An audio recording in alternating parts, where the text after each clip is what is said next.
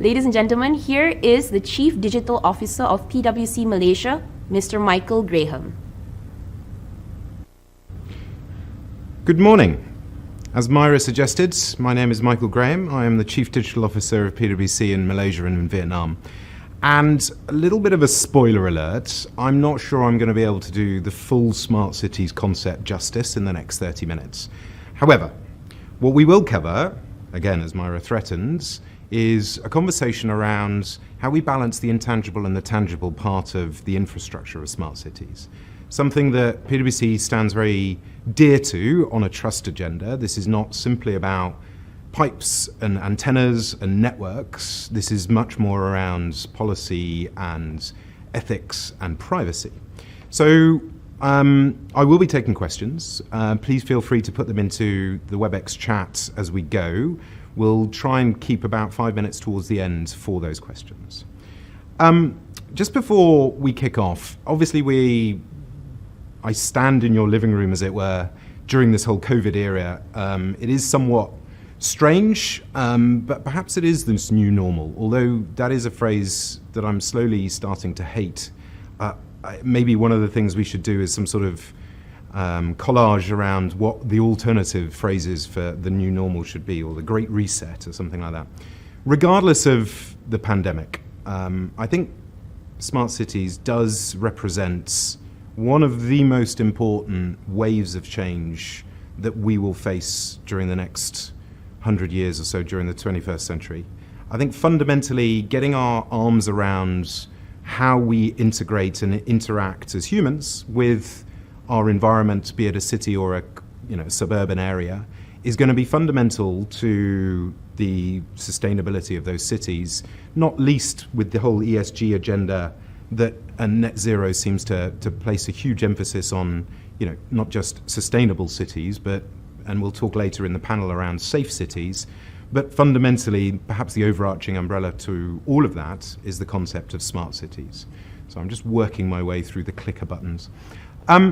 Fundamentally, let me just start with some numbers. And again, a little bit of a warning, this slide deck does have quite a few numbers as we go through this. About 55% of the world's population live in urban areas today. The UN forecasts that number will grow to nearly 68%, or 2/3 of the world's population. So consider, of the 9.8 billion people living in urban areas, the ASEAN region alone, we're imagining 90 million incremental people arriving in urban areas by 2030. That's only 8 years' time. The lands that represents from an urban area will double. And governments will necessarily need to spend extraordinary numbers to make sure that the infrastructure necessary is adequate. That moves well beyond the basic hygiene of sanitation and access and transport. And it requires us, obviously, to be way more integrated in the way that we interact with the city. My clicker. And that starts really the run of extraordinary numbers. As you can see on this slide, globally, every number either includes a billion or a trillion. And I just draw out, the forecasted spend on smart cities initiatives by 2022, next year, is estimated to be 158 billion US dollars. Regionally, we have our own set of astronomical numbers, and India perhaps paves the way with at least 14 billion US dollars worth of spend just in the last 5 years to smarten up, as it were, 100 cities across their nation. The forecast total value of that smart city market is an eye-watering 800 billion. And those value pools range from not just the infrastructure individuals who might lay the cable or erect the tower, but everyone who partakes in that, from the ecosystem player to the platform, to the plugin, to the transport enabler. And the value pools are so extraordinarily large that we've been talking about this subject for nearly 25 years. So why, I suppose, are we still talking about this subject, and why are we even more interested in the rankings, perhaps, on the far right-hand side? And I think that's as a result of 2 or 3 things. One is the combination of technology and infrastructure coming to a level of maturity that allows us to actually leverage the opportunity that's presented. One is us as humans being more acceptable to being tracked. And I don't mean that in a sort of George Orwell 1984 environment. I mean for the greater good. So with a MySajatra being able to help with some of the contact tracing during the COVID world, being able to optimize bus routes or even transport at scale requires us to know who we are and where we are and what we're doing and where we're moving towards. The one thing I would say is a bit of a health warning. These numbers vary greatly. These numbers, if you compared and contrasted like for like, also still vary greatly. And as perhaps most interesting is where we just talk about Shanghai, which I think last week was named the smartest city at the City Expo World Congress. It is a city with 24 million people. It has 205 individual towns within that city. There are 33 government departments. There are 99 subcommittees. That is not just a city. Those are a collection of provinces or environments or communities. And for me, that forms the bedrock. So any ranking that talks to a smart city, number 1 or number 81 or number 58 or indeed number 93 needs to be taken with a certain pinch of salt in order for us to actually focus in on what matters. I think the days of rankings are behind us and we should be focusing on outcomes. One of the things that we published back in May last year was an approach to how to become a more connected or a smarter city. So it's a PwC report. It effectively talks to 3 tiers. And that is as much as a guidepost for anyone embarking on a smart city environment or a smart city strategy. And before I describe each of the 3 tiers as you're reading them, let me just give you some context. And I suppose it is rare for us to talk about a competitor's publication, but Roland Berger came up with an interesting study that surveyed 1,000 cities, those 500 above a million, 500 below a million. And they came to the conclusion that only 149 of those cities had a smart city strategy. I'll just let that sink in. Of the 500 smart cities with a population of greater than 1 million, only 5 had a smart city strategy that Roland Berger considered comprehensive with an implementable plan associated to it. So there is still an extraordinarily long way to go, which is why I think we felt very comfortable describing ways and means, perhaps a guidepost or a path forward for cities to consider how they do develop. This is not, obviously, a click your fingers and your city is smart. This is an extraordinary journey. Look no further than Seoul in Korea, who've been considering this particular process since 1975. The tiers that I'm describing can be considered at a sector level. So it could be about sanitation, or it could be about lighting, or it could be a transport, or it could be about security. Or you can consider it at a sort of precinct or a community level. Tier 1 is very transactional. You contract as government and private sector to solve a problem. Smart parking, classic example.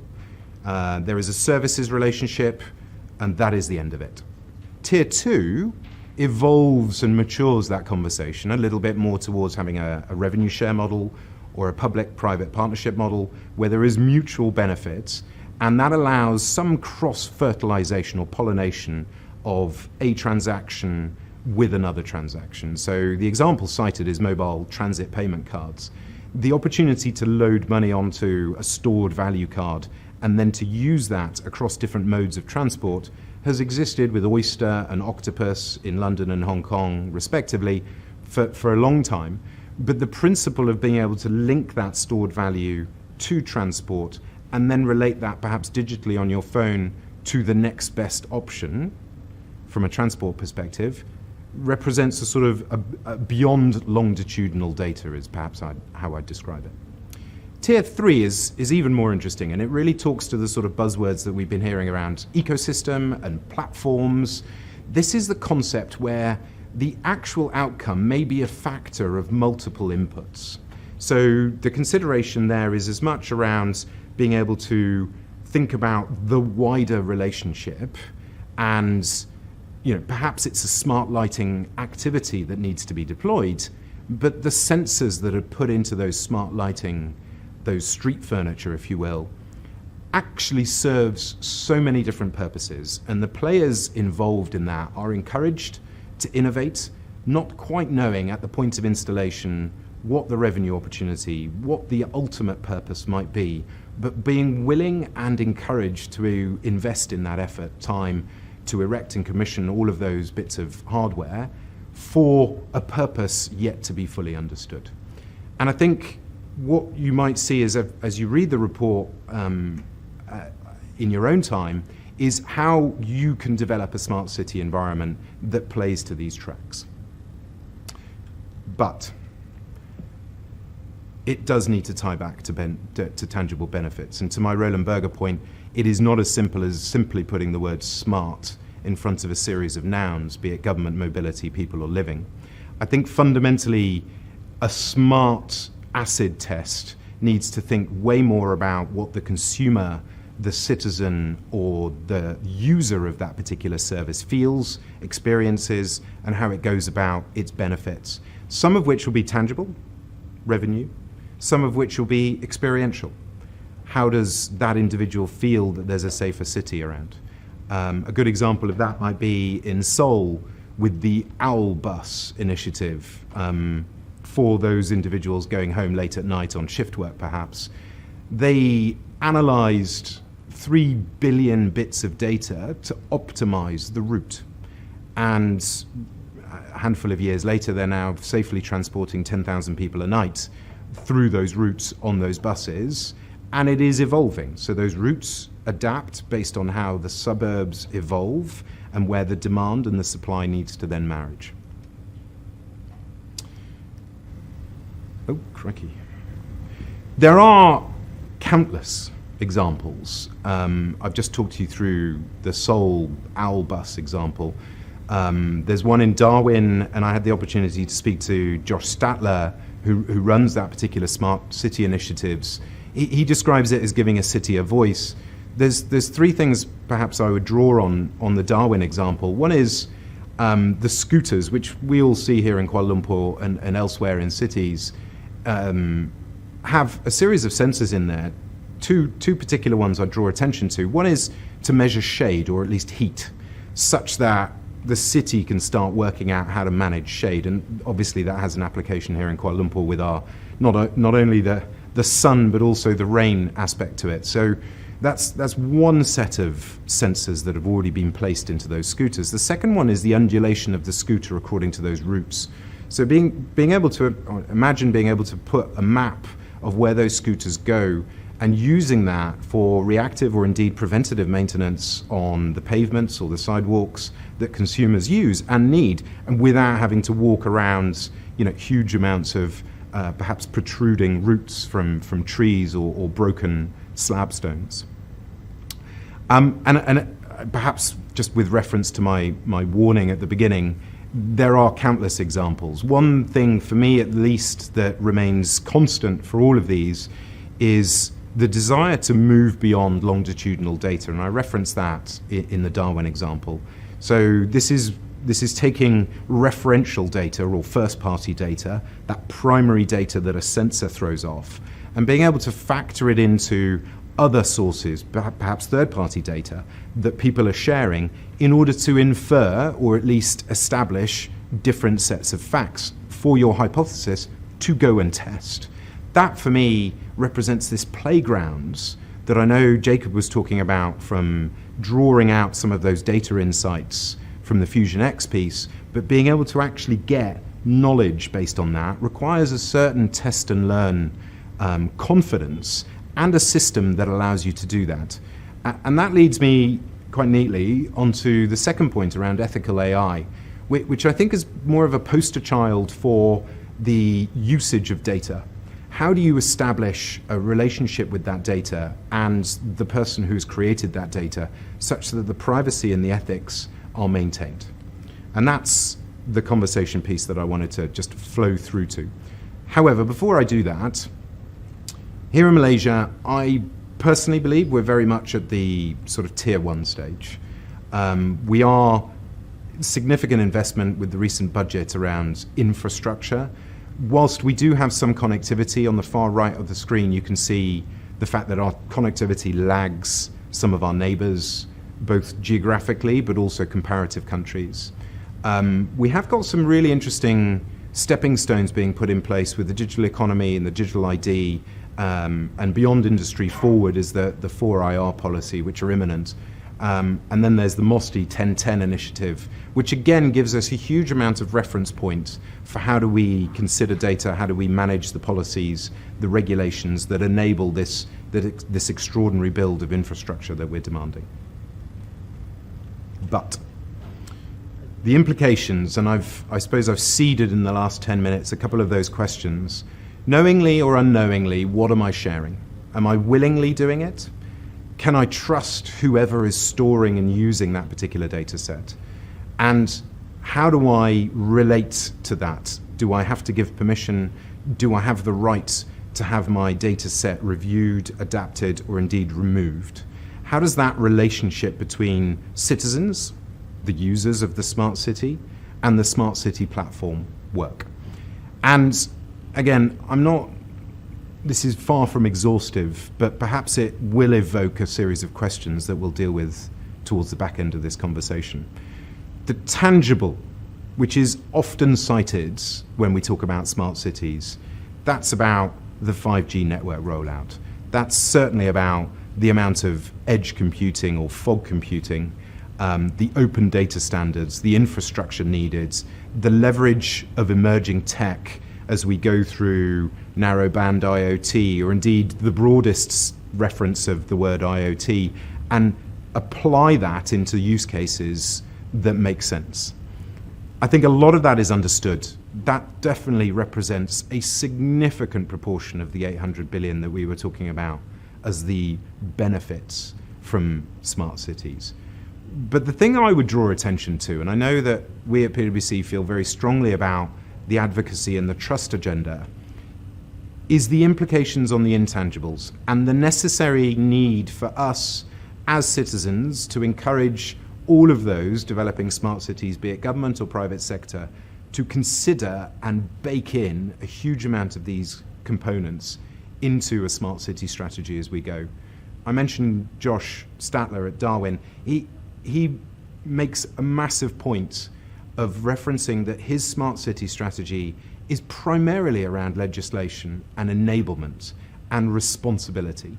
So we need that same sense of responsibility being applied in the way that we consider the data side of it, but also, and to the far right of the screen, you'll see the empowering citizens concept.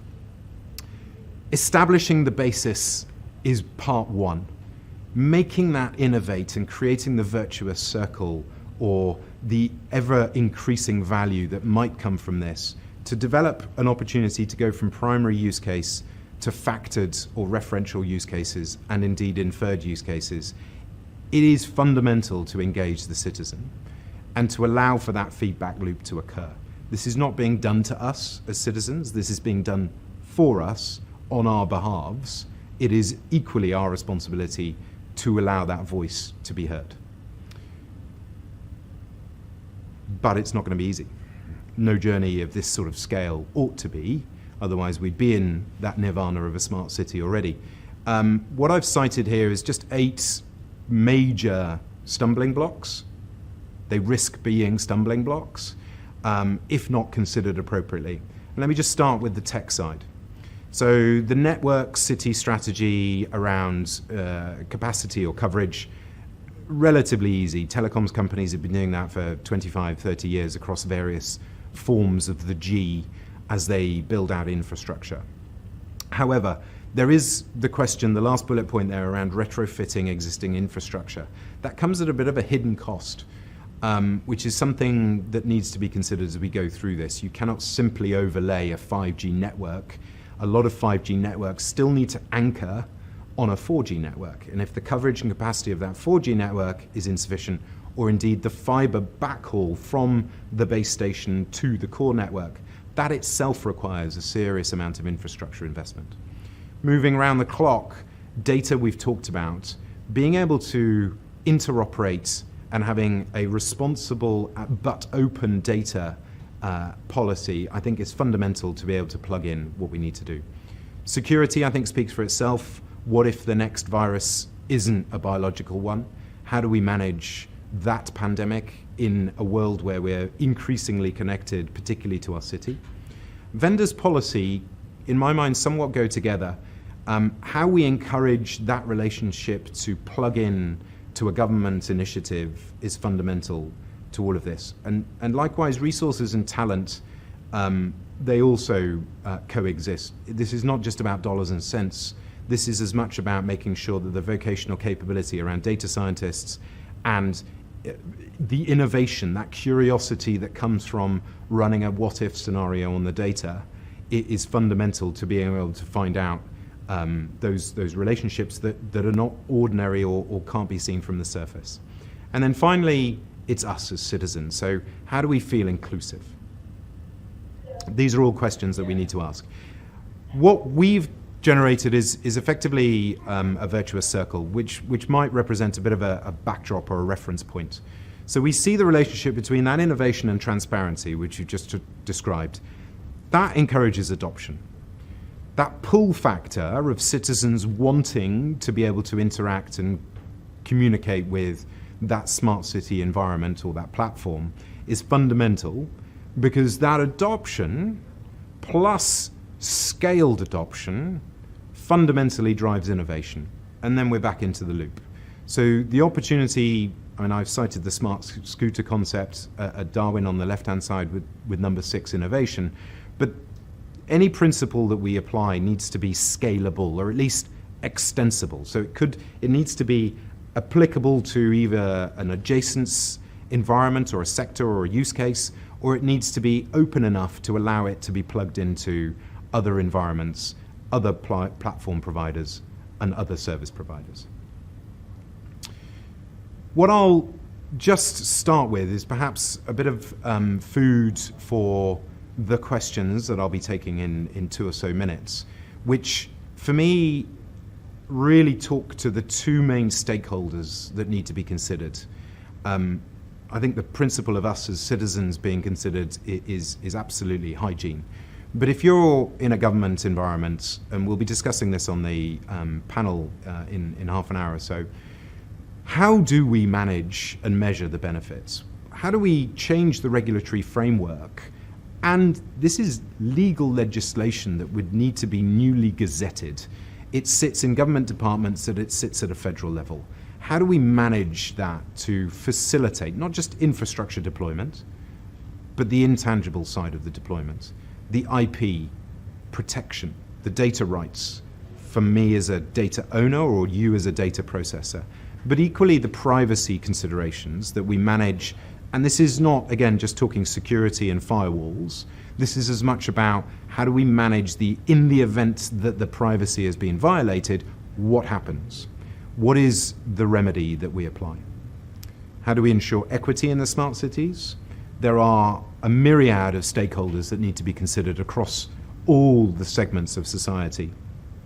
They need equity, and that needs to be transparently represented in a smart city strategy.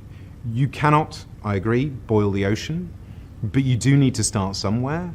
There isn't an image of the Great Wall of China with 1,000 steps, but it does start somewhere. It does need to start in a process where perhaps the biggest bang for the buck or the worst is dealt with first. Some moniker that allows you to prioritize where we're going with this. How do we ensure the beneficiaries are actually benefiting? That feedback loop that we talked about on the previous slides really comes into its own when we're talking about how do we measure and how do we represent and how do we justify and how do we substantiate those benefits. But that is only one part of the equation. The private sector really need to think through how do we contract to enable innovation. If we move beyond a tier 1 conversation where it is a sort of bilateral transaction and we allow for some ambiguity in the contracting, but we also recognize that we will share in the benefits of that ambiguity. How do private sector lean into that opportunity? How do we educate government around financing? How do we balance the risk and reward? PPP schemes are typically the hallmark or the blueprint for how do you manage reward versus risk, and you establish what your risk profile is, and the flip side is the reward profile. What data can be stored and what problem you can address is effectively the flip side of the government agenda. But I would talk to just the middle one. How do we foster engagement as citizens? This isn't about selling your brand or your product into a smart system ecosystem or a smart city platform or an ecosystem. This is about making the very most out of what we can do. So those are some of the questions that we would have thought through might make sense. With 5 minutes left, perhaps there are some questions from you at home, you at work / home, that we can deal with as we go as well. Yeah, we actually do have 2 questions, but I did want to ask. I mean, after listening to all of this, you made a little joke about it not being like 1980, like it's not Orwellian. It seems more like a Brave New World to me, in a sense that every single individual societies have their roles to play. But if it's so big, right? Oh, I think I'm going to ask my own question now. But if it's so big, I mean, as a business owner, right? For example, in the tier 1 transaction, because as you pointed out, that's where we are, right? Like, where do you start to move towards innovating for smart cities? You solve the biggest problem first, or the problem that you can solve, and then you scale. Much like any other startup or entrepreneurial environments, your business mission is your business mission, right? If you need to pivot that, then you pivot. But fundamentally, the idea of tagging something onto sustainability or the ESG agenda, I think makes a huge amount of sense at this stage, particularly with net zero being such a heavily talked about concept. Anything that can reduce costs, they're typically 75% of all smart city use cases right now globally all talk to cost reduction. It's less about the improvement to us as consumers and citizens, other than perhaps our taxes being reduced or the government dollar being stretched across more services. But it is fundamentally, I think the first baby steps always relate to cost reduction. And there is so much cost if we think about electricity and lighting, if we think about sanitation and pickup and the government services around that, if we think about the amount of water that is lost through pipes, being able to manage and pinpoint underground where that leak might be and drill once, not drill 15 times to find it, to fix it. Those are all cost-saving opportunities that private sector looks for solutions or partnerships for. Oh yeah, definitely. I mean, maybe that could reduce my TNB bill as well over the past few months. I think that's an interesting concept, I guess, in terms of, saving cost in terms of as a business to diagnose all of these different problems using technology. What about the benefits to society? I mean, obviously we can talk about it conceptually, but personally for you, since we're having a conversation, what is the biggest benefit that you think this would have to the average individual, or what you would like to see? So maybe I'd classify it into 3 different tiers. Right, there's the benefit that I know that government is starting, and local government, and this is far from a criticism. In fact, it's quite the opposite. It's more of an opportunity for us all. That I know that those opportunities are being considered as part of a broader plan, right? That we're not simply putting infrastructure in place for infrastructure's sake. So that would be one. So there's a broad sort of warm, fuzzy feeling that comes from that aspect. Me specifically, and then perhaps the next tier down would be sort of as a household, right? Knowing that we feel quite strongly about recycling and the opportunity that represents to lower our footprint, knowing that is being taken seriously and being considered all the way down the waste value chain, that would consider that sort of household perspective. And then me personally, knowing that there is an opportunity, perhaps even a pull factor, for the sort of the youth and those learning about what they need to do around data or what they need to do around technology that there is a pathway for them to move into new business. We heard from Jacob about the half-life of an S&P company, the S&P 500, getting down to sort of 13 years, I seem to recall. That actually, for me, represents an opportunity for small to medium-sized businesses to just expand with such scale and velocity. They need talent. That talent comes from knowing that there is some consistency in the way that we're going to apply those sort of pathways of development, be it technology or be it digitization or be it data related, to allow that then the university gets involved, then there's scale at the university, then the schools start placing some sort of baseline STEM around how to move those opportunities forward. Thank you. I like that answer because I'm a young person who is very passionate. We have a few more questions for you. We have 2 questions for you, actually. So could we pull up the first one? Okay, Hao-Yin asks, what do you think is the biggest challenge for Malaysia to evolve as a smart city in the near future? Any suggestions or opinions to the upcoming generation as an early preparation for digitization in the future? You're just talking about this. Can you expand? Yeah, there's lots of ways of, I suppose, framing that particular question, but I'm going to frame it in a data context. I think one of the biggest challenges for Malaysia is to move away from perhaps the stovepipes of those who own and look after the data and create more of a collaborative exchange where we can all responsibly, but in an open way, encourage and engage with that data set. There are so many examples of that, and frankly, you need to look no further south than Singapore to see how they're pivoting effectively what was their currency of port and shipping and trade into positioning themselves as a sort of data exchange hub for the region. How we get to play in that as Malaysia, it is super important. How our small to medium-sized businesses get to export, how they clear customs, how they manage the tax relationship, be it SST or a version of GST or whatever might be coming in the future. How that process works requires customs and excise and immigration and all the government-related departments, on the one hand, to be engaging on that data conversation, and on the other hand, the private sector to be taking that responsibility. So if there was one word, it would be data, and I think fundamentally getting more across the data science, the data engineer, the architecture, the opportunities, the AI, that future track for an upcoming generation is fundamental. It might all feel like maths, but I don't think it is. I think the maths powers the back end. It's the logic and the creativity that comes from sort of intrinsic curiosity to say, what if? That allows us to do that. The interaction points and platforms that you can use to manipulate and configure and sort of work flow data nowadays is so engaging and second nature that it's a sort of drag and drop equivalent. So that the science is less about it nowadays. I like that. It's basically dream what you want and then see how it's possible. All right, that's cool. We have another question as well. I think this is our last question. This is from Mindy. Many countries, Malaysia included, still have ways to go in terms of connectivity. Some areas in certain states still lack access to basic needs like clean water or roads. Would smart cities actually bridge the gap between urban and rural areas, or will smart cities drive a wider gap between these two areas? That's a fascinating question.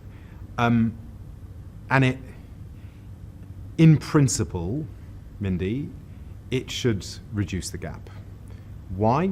Because the city's responsibility to us as citizens isn't simply about reducing costs and making money.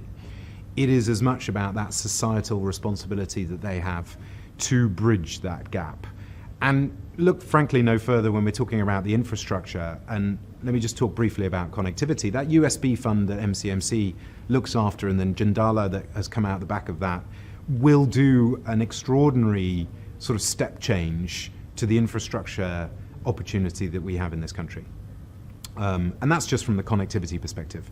Whether or not that leads to cleaner water and more accessible roads, in countries with the landmass or territories with the landmass of sort of Sabah, Sarawak, but the population size much smaller, do they really can government fundamentally justify Yes, of course they can, because it's a basic human right, right? So you look at legislation in quite a few parts of, you could call it the developed world, although going through Brexit, I'm not sure the UK is that developed nowadays anymore. But the basic human right there is broadband, right? So any developer for the last 20 years has had to enable access to broadband within the building. So we're not sitting there with various Wi-Fi routers trying to optimize where we sit so that we can get the best signal. That is now a fundamental right, as is, a fire escape or a lift shelter. That same fundamental principle needs to abide as we seek to bridge that gap, not least from a connectivity perspective, from a services perspective, putting the data into the hands of the individuals in whatever, urban or suburban or kampong area. It is fundamental for all sorts of things, from trades to relationships to access to interactions. Thank you, Michael. I think that's our last question. Do you want to say any last parting words before you go? Only to say that we'll be sitting on a panel with quite a variety of individuals as we go through the next 30 minutes or so, and I just hope that we'll get all of those perspectives coming out. Well, I know I'm excited for the panel, so see you soon. I'll change positions and then continue on with the rest of the emceeing and hosting. See you.